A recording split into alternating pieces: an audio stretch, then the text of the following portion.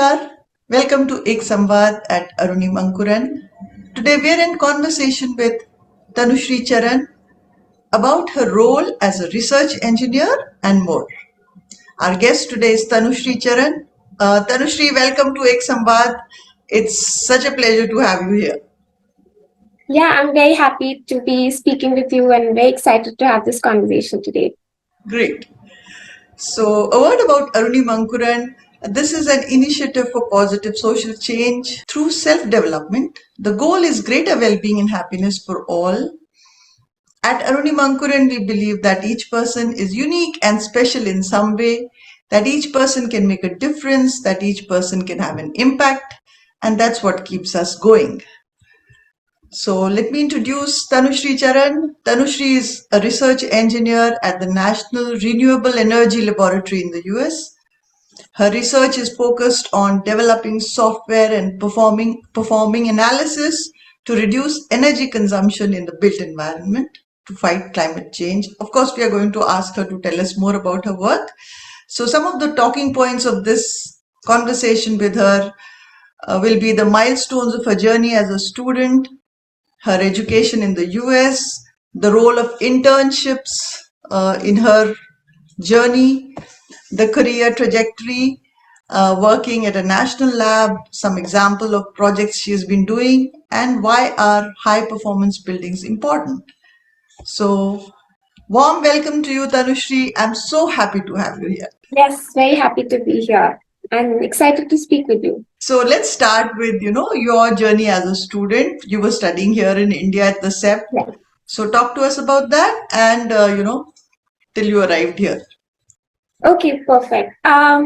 So starting off, I feel like my entire journey that led me here was never part of the plan. It was just something that I basically got into, and at every step of the journey, all I did was like make the best decision and grab the best opportunity that existed for me out there. And somehow, when I look back, I'm like, okay, how did this happen? So it was never part of the plan. So starting off, I was very keenly interested in architecture growing up, just because I thought that I was interested in that combination of design and like science and that creative aspect to it. And growing up in Jaipur, I was always fascinated by the beautiful architecture that we have around us. So that's been an inspiration at the back of my mind in general. Like going further along, I started to realize that I have a more technical inclination, and I definitely felt engineering was a better fit for me at that point. And that's how I took off and started doing civil engineering, and that's how I got to know about SEP, because it's primarily an architecture institute. It's like ranked number 2 for architecture. So it's primarily a design and architecture focused college. But what I liked about them was that they have all these disciplines within the built environment: architecture, engineering, interior design, and planning.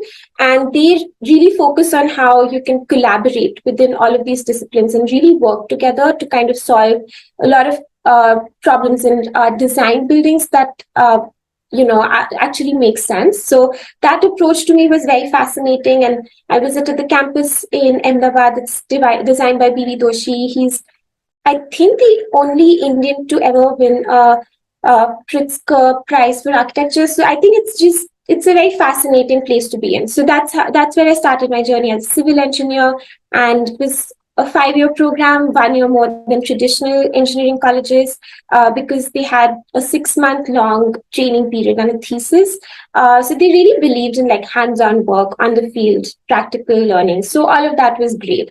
And the only challenge I would say that I definitely faced was being in a school that had so much reservation for Gujaratis. So like my class of 60, there were 90% of us were from Gujarat and Gujarati speaking, and then the remaining like 6 of us were from outside of India. So that was always a struggle of mine, that I was surrounded by people who talk in Gujarati, who have been, raised and born in this culture, like in the Gujarati culture.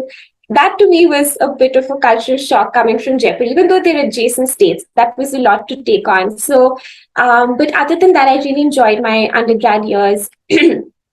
Over the period of time, I quickly realized that being in a traditional civil engineering job is probably not what I wanted to do as a career path. So this was during my third year that I was like actively trying to figure out, okay, what it is that I can actually do after this degree. And that's another thing that I really love about, doing engineering and just careers in engineering is that you do have a lot of options open after your engineering degree. You don't necessarily have to go on a traditional technical office path. You could do an MBA, you could do so many other specializations. So that was always at the back of my mind that I could still kind of pick and choose how I want to define my career.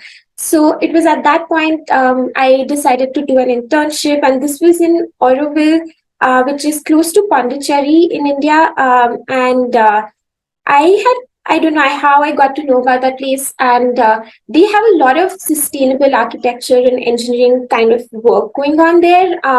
And that was very exciting to me from a distance. So, yeah, I applied for an internship, and I was there for a summer. So it was like a month and a half. I think that was a very pivotal summer in my life, and I definitely got a lot of direction out of that visit. And I didn't expect too much. I just went into it knowing, thinking that it would be great to like find a direction, find something that I could take with me after this journey, and like really like help me figure out what I want to do. And it gave me just that, so it was great.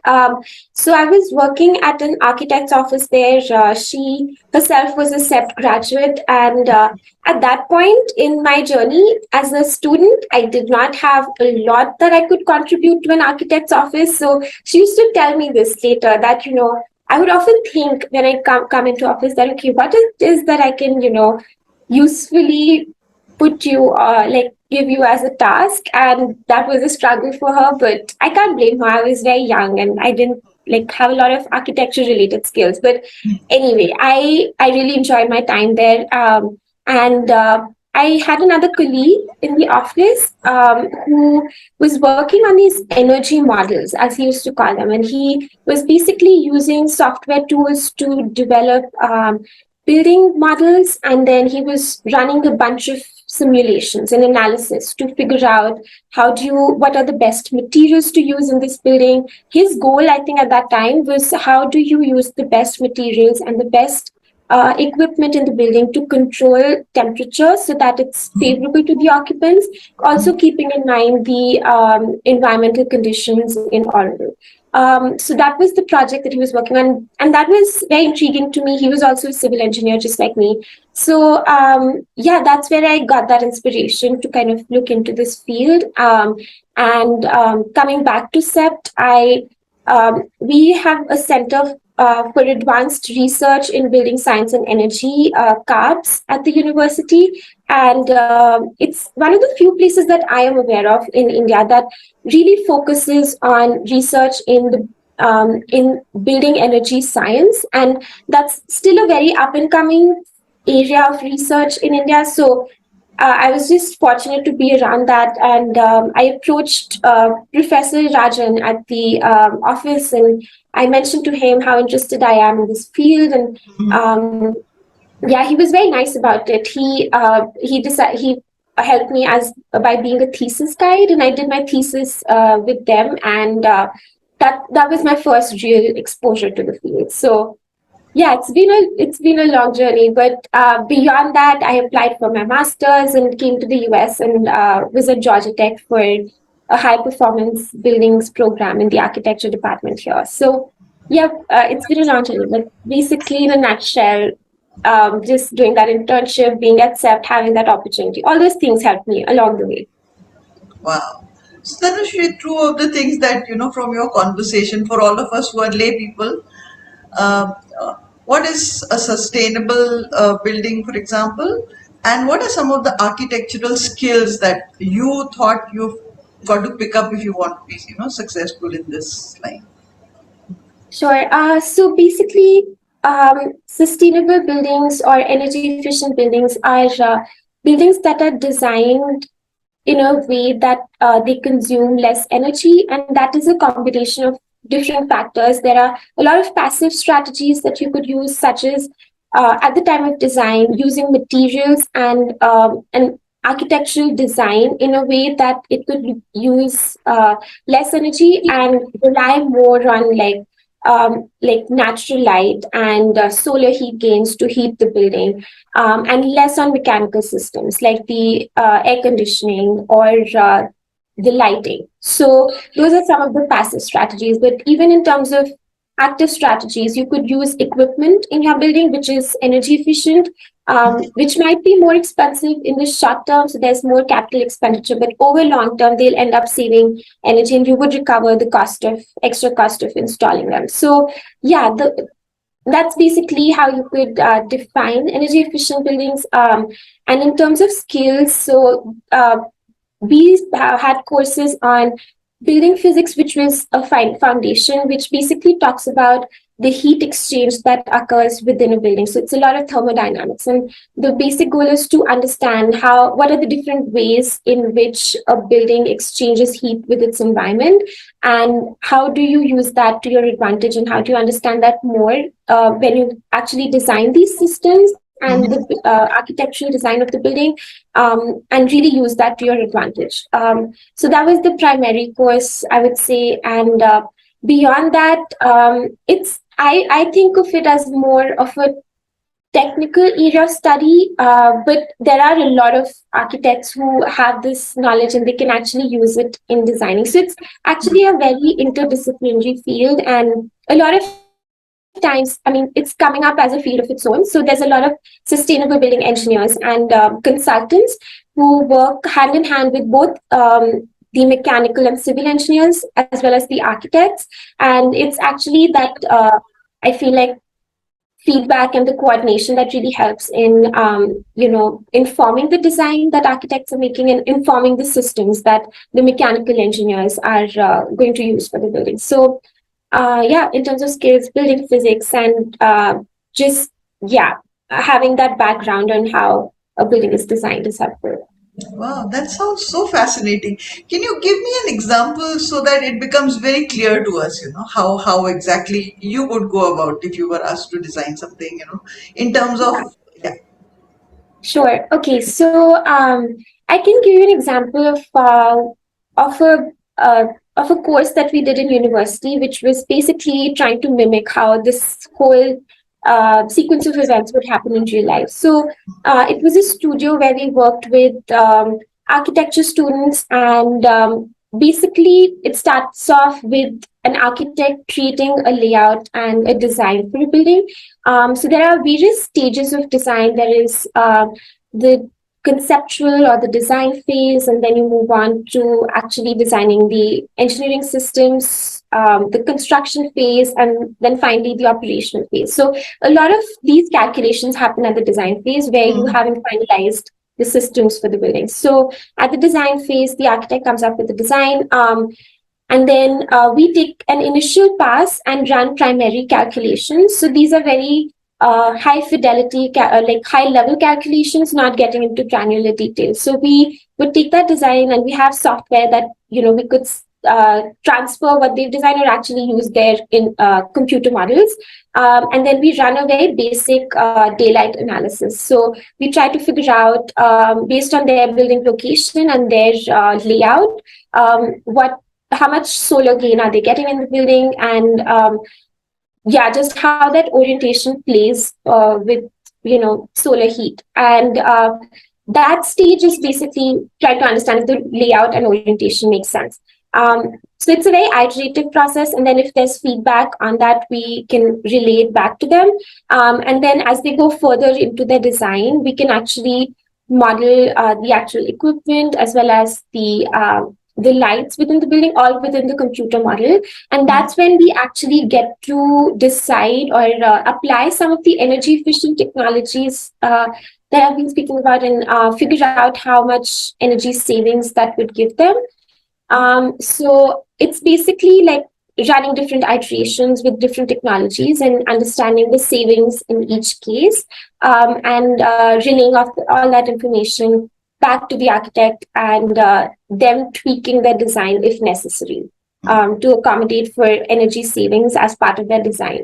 So I think for this, like for projects in this area, it's very important to first of all define that energy efficiency is part of the goal of the project early on, because that's when you actually get to incorporate it in the design and make design changes rather than changes in your mechanical system, which could often be expensive, to actually cut down on your energy and then save further energy when it comes to using the equipment. So, yeah, it's a very collaborative process and something that needs to be established as a design goal early on in the process.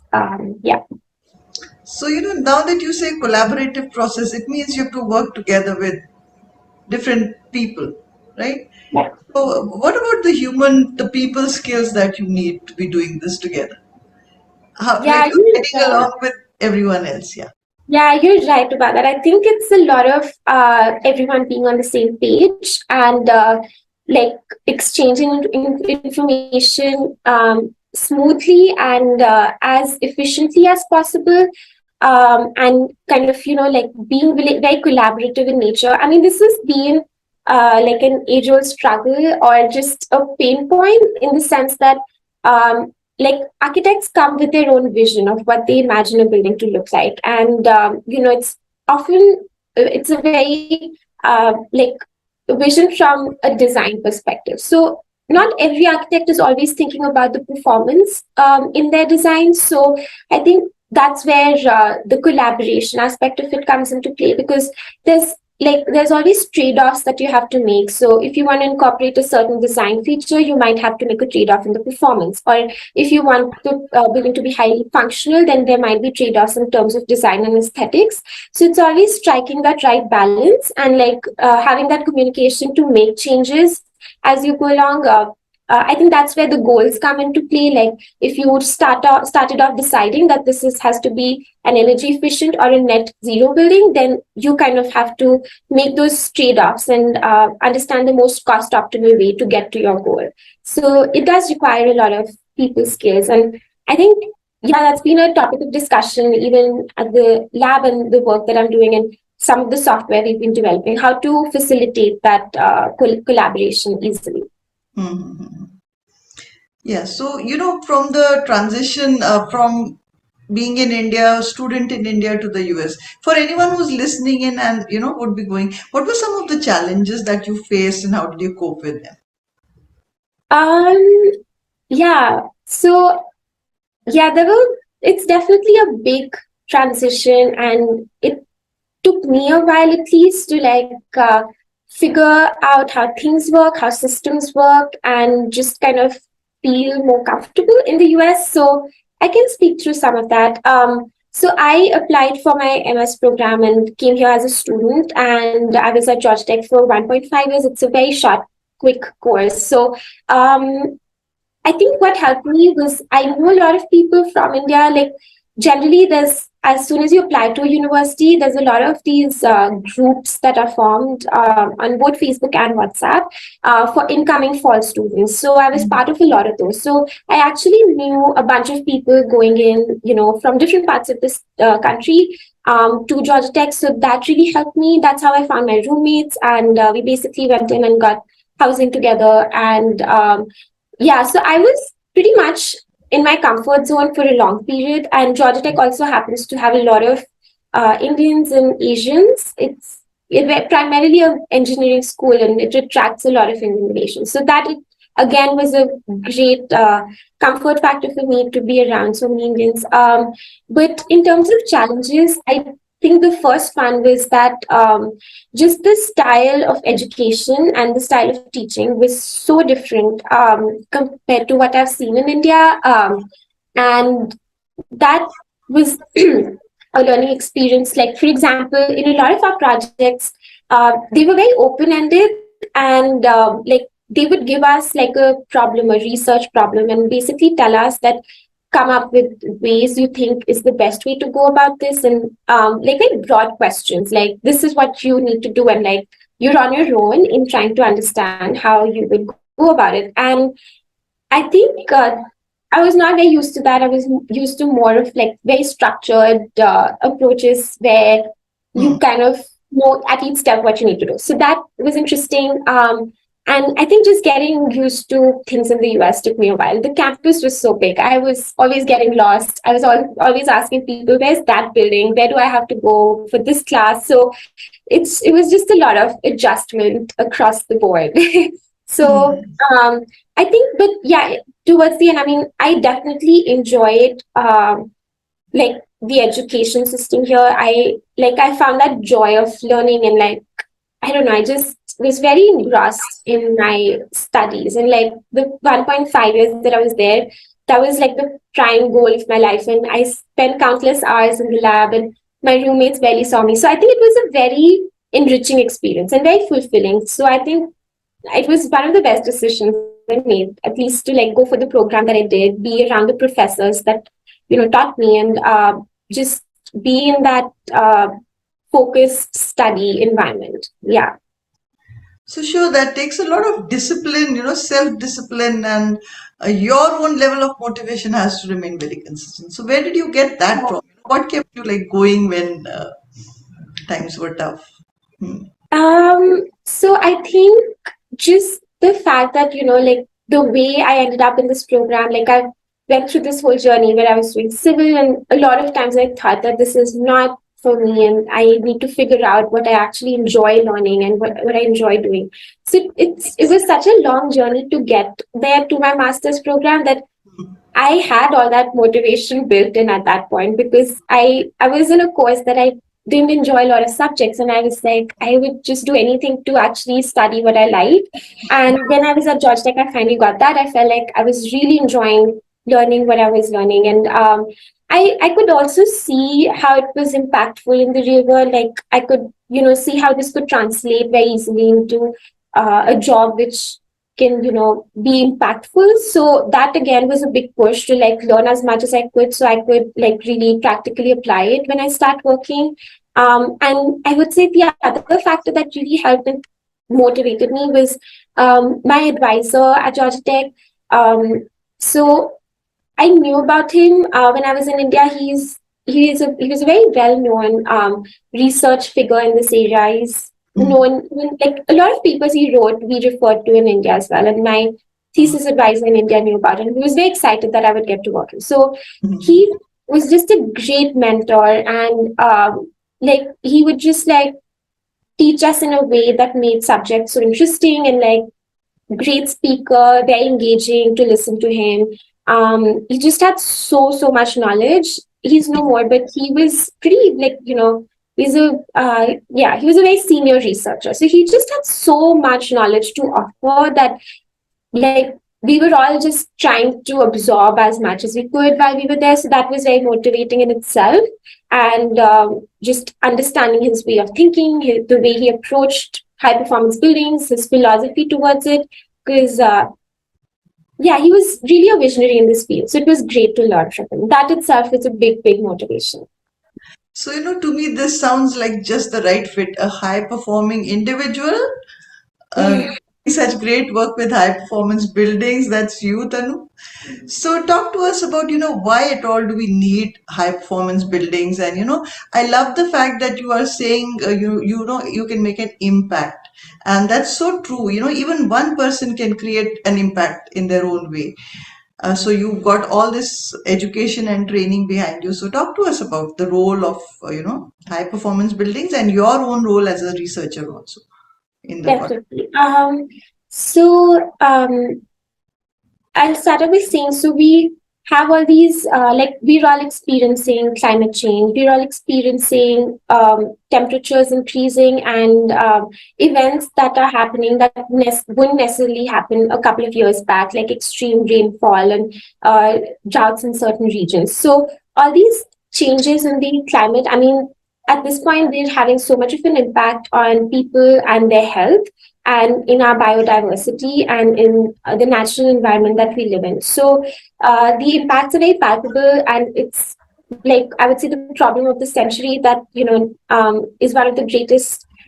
issues that's facing us. So just given the importance of that, when we talk about climate change, so buildings themselves account for 40% of the global carbon emissions. So that's a large proportion. And if we strategically design and use our buildings in a way that would consume less energy, we would be able to kind of bring down those emissions and kind of stay on path for some of the like energy goals that the world has established, like staying within the 1.5 degrees Celsius warming. So, yeah, just given the role of buildings, I feel like this area of research becomes very important because of how much they contribute to energy. And like once you build a construction and a building, it stays on, like the lifespans are really long. So it's important that, it's efficiently designed at the time of construction, and we throughout its life are able to save energy. So yeah, that just makes this area of study that much more important. So yeah, high performance buildings try to do just that. They try to bring down the energy that buildings consume, and use energy efficient materials. Materials that do not have a lot of carbon content, so there is less embodied carbon, but also use design strategies as well as equipment that consumes less energy and therefore leads to buildings as a whole consuming less energy. And apart from just the energy benefits that they provide, I think good design can also help improve the occupant comfort and their experience within buildings. And given that we spend majority of our time in buildings, like actually designing it sustainably and in a way that can benefit occupants has a lot of advantages to it. And like things like the thermal comfort that you experience, the visual comfort, and just your health and well-being in a building can all be impacted based on what design choices and materials and equipment you use. And Yeah, we often experience that sitting in a lot of buildings, like often the air conditioning is too much and you're feeling a little cold, or there's not a lot of natural lighting. And all of those things subconsciously do play a role on how, we experience being inside the building. So if it's like comfortable and there's more natural light, you tend to feel better and more positive. And, if you're working in an office which has a lot of natural light, um, automatically, I think it helps boost productivity. There's been a lot of studies on how all of these design choices can have an impact on how productive and how good you feel inside a structure. So yeah, just I think there's that energy aspect of it, but also like experiential aspects to it. So, now that you're doing this work, does it come to you instinctively the moment you enter a building? Are you already evaluating, and does that happen? And when you get in, like anywhere? Oh yeah, I think definitely. Sometimes, like, you'll be walking down the street and then you see buildings which have so many windows and so many air conditioning units, and that just seems so terrible because, like, in India, especially, like, the more windows you have, the more heat that you're letting in your building, and more heat that you need to actually get out of the building. So more mechanical systems that you will need and more energy. So yeah, sometimes you come across buildings and you be like, oh, that doesn't look like a great design, especially for the climate you're building in. So yeah, I think that happens quite a few times, just like looking at buildings from that angle. um yeah, I think, yeah, my master's was definitely focused on, understanding such minute details of how a building functions, understanding the heat transfer, materials, and daylighting, ventilation, all those like very critical aspects. But beyond that, I think once I started working, like my focus shifted a little, and then we were actually designing some of the software that I mentioned on how you could analyze buildings. So, like, actually writing the code for some of that and building those out for other people to run. So yeah, I think it's been an interesting journey from like understanding how to actually run the simulations to designing softwares that would do it. So yeah. So, Tanu, you lived in India for most part of your life. When you look at some of the rural structures, the huts, and the age-old kind of buildings, the architecture, or as you would look at, do you think those buildings were more sustainable? Those houses, those huts. How do you look at them now with so much of education that you've got with reference to um, this aspect? So I think India has such good practices that we've adopted in our really old buildings, that we could actually learn from and kind of make use of as we construct more buildings, because people just made good material choices. Like, for example, the old constructions that you're talking about, a lot of them are like mud structures that use stucco, and that has a tendency to stay cool. And especially in a lot of the hot and humid climates up north and in the west, I think those buildings actually tend to keep the interiors cool. So like there's this phenomenon that happens that because the building has so much thermal mass, during the day the walls of the building tend to heat and then store that thermal mass, and as the sun goes down, and you often would not even require additional like cooling and switching on the fans, because that's when the heat from that building is like being dissipated. So yeah, that's like, so it plays that role. It stores heat when you don't need it, and then when you need it, as it gets cooler actually, when you don't need fans, so that's when it comes out of the building and radiates out of the walls, so it keeps the interiors warm. So yeah, that phenomenon of delaying the heat as it transfers inside the building actually helps people stay cool inside. And I think even like other design choices, like a lot of old buildings and houses have courtyards, so that has an effect of like acts as a way of like a wind tunnel almost, that it actually helps in circulating wind across the courtyard, and the interior of the building is cool, so it like really like helps spreading that like cooler temperatures throughout the house. So a lot of those designs are actually made, or even jalis, like a lot of old buildings have jalis. So they, like basically are acting as ways of like letting wind in, and like doing that in an aesthetic way. So I think a lot of design choices were kept keeping building science in mind, and actually making use of natural technologies to help yeah, to help occupants stay cool. So, are there Yes. any takeaways from that you can apply to modern life? For example, the buildings that you are working on now. Are there any kind of lessons we can learn? For example. Um, yeah, I think in terms of buildings that we're designing here, yeah, I do feel like um, I'm trying to think how buildings in the US correlate with Indian buildings, because I think the style of construction here tends to be so different.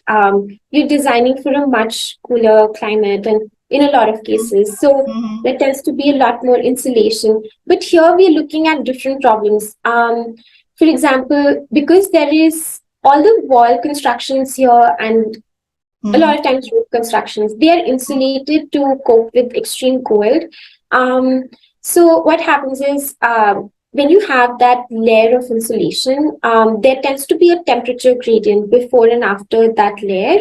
And what can happen is, if you have an interior that's producing humidity, like for example if you're cooking, there tends to be moisture in the air. So because of that temperature gradient, that moisture can like condense on the surface, on the interior surface, and because of moisture being present, and when there are favorable temperature conditions, mold can grow. So that tends to be a big problem in structures, mold growth.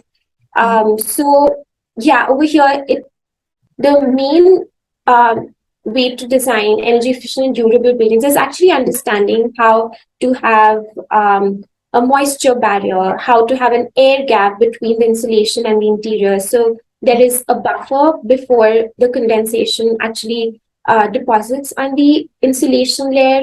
And then the moisture barrier is just basically there are different types, but it could be vapor impermeable. So depending on where your moisture source is, whether that's indoors most of the times, if it's a heating dominated climate, or it's outdoors when it's a cooling dominated climate. So you place that moisture barrier to kind of stop that moisture from depositing on the insulation or any vulnerable section of your wall assembly. It could be stucco, and like helping the wall from decaying. So yeah, that's one of the challenges that you have to keep in mind designing for the climate. So that's where I think simulation helps, and like the energy models that I was talking about helps, because what you can do is you can mimic every single component that of a building as well as the environment that it would face in real life. Mimic the weather, mimic the construction, occupants, equipment, everything. And then you can run several iterations by changing the materials or the equipment, and actually figure out what design choices would be most efficient, and like do it in a cost effective way, and yeah, like do that virtually before you do the construction. So yeah. So then, you've been now doing so much work for several years. Talk to me about some of those aha moments when you felt, wow. Hmm. Oh, okay, so that's an interesting question. um so let's see.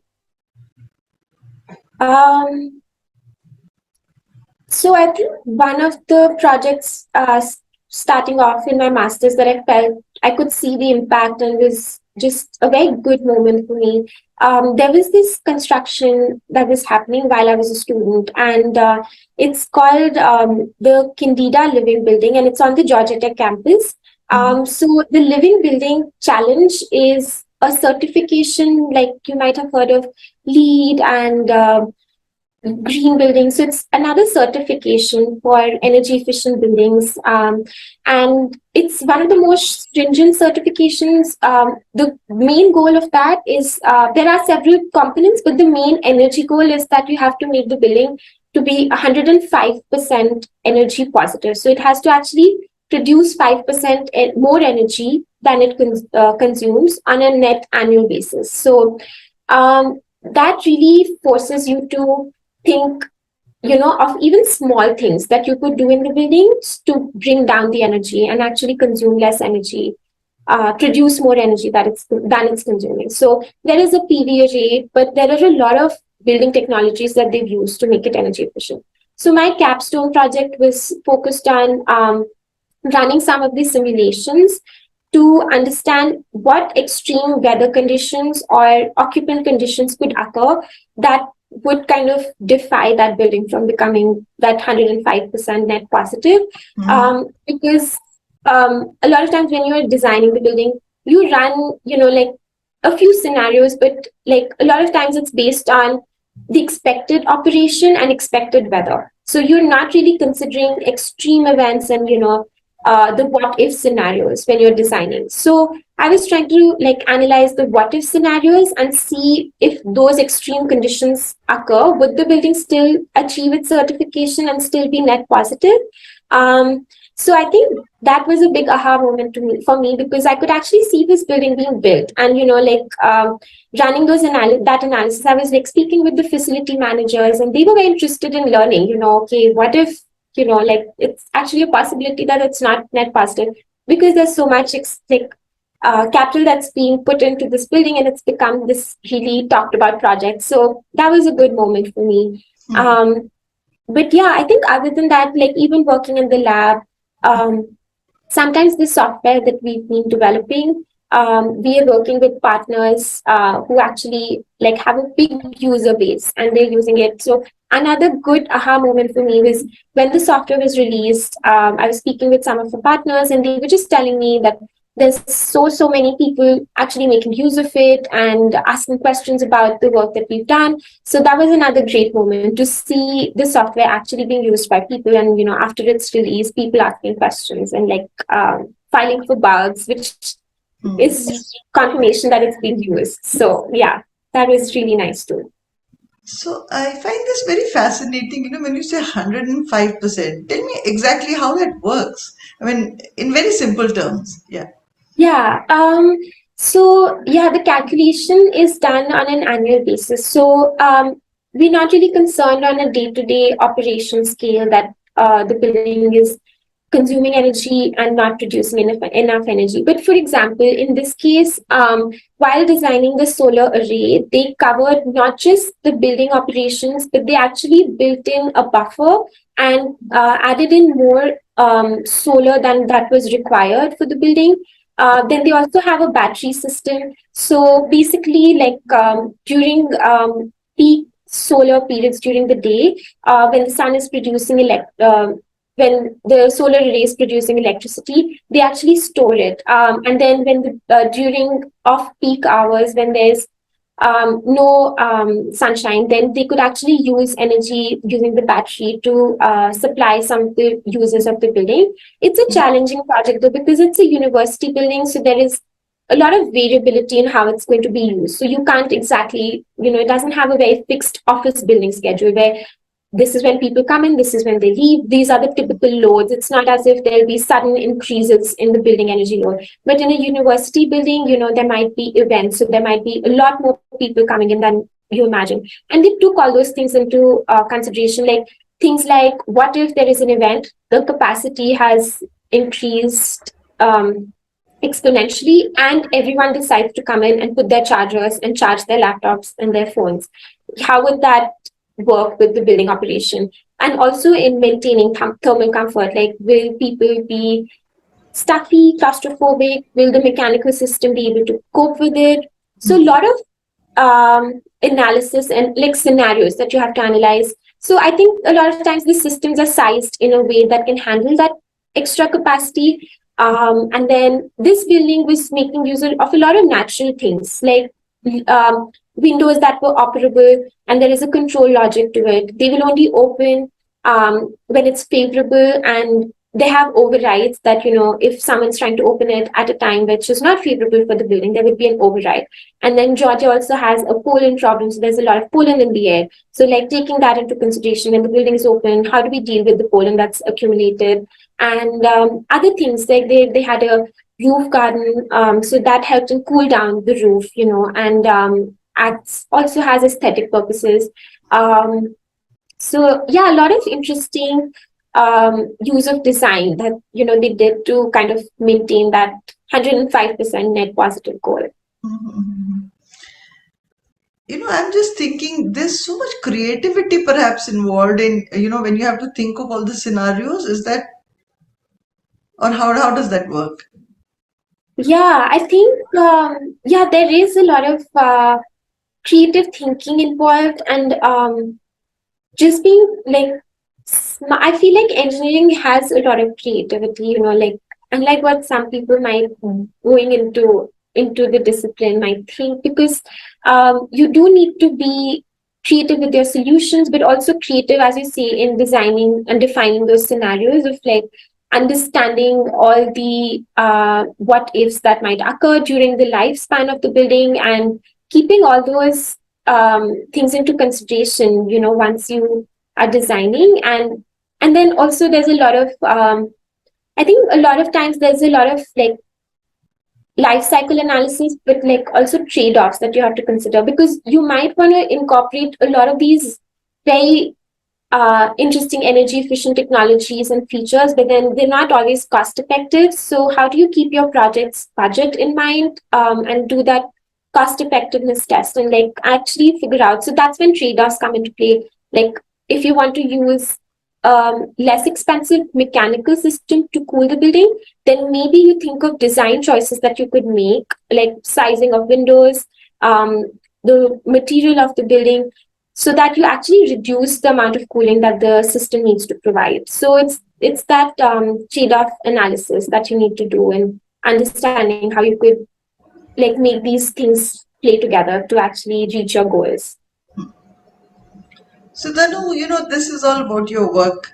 Um, there's a lot more that you do. So talk to us about, what you do when you're done with your work and you want to take a break, relax. Talk to Oh us. yeah. Um, I think um, so I live in Denver, Colorado, and like I moved here from Atlanta, and this has been a very big move in the sense that it's the climate here is very extreme. It snows a lot, like for a lot of months of the year. So, and it's also like we have a really beautiful mountain range up here, which is very accessible from where I live. So it's like a half an hour drive. So I, I think Denver has this very particular lifestyle, like it attracts people of that lifestyle. Like people are very outdoorsy. They love going hiking. They love being in the mountains. They love climbing, going bike riding. So it's that vibe in the city, and I have definitely adapted to it. I used to enjoy sports before, but now even more so. I think that's become a central part of my life. So I play tennis in the evening sometimes. And people here go climbing indoors and outdoors. I still go indoors, so it's basically like rock climbing and bouldering that we do, which I really started to enjoy. And I love going hiking. There's a lot of beautiful trails, and some difficult, some moderately difficult. So yeah, I love doing that over the weekends. And then when it starts snowing, I picked up snowboarding 2 years back. So I love doing that on the weekends, and it's a full day activity, and you're exhausted by the end of it. So it's super fun. I really enjoy it. And I Yeah. think there's something you're still missing out. You paint. I Do you yes, still do that? I used to paint a lot growing up. I really enjoyed it. I feel like I'm not doing it so much now. I think all these new hobbies have taken over, and I don't find the time to paint as much. But I keep thinking that, oh, I should just sit down one day and just bring my paints out and just start. Like I don't have to think so much. So yeah, it's at the back of my mind, but I haven't painted in a really long time. Okay. So, Tanu, it was such a delight talking to you. It was great having you on Ek Samvaad. Thank you so much for your time. And I know we can go on and on, but we'll close this conversation here. Yeah. Thank you so much for being on Ek Samvaad and make a big difference to the world, make it a better place. God bless you. Thank you so much. Yeah, I'm very happy to have spoken to you today. I really enjoyed it, and I'm glad we could do this. Thank you. Thank you, Tanu.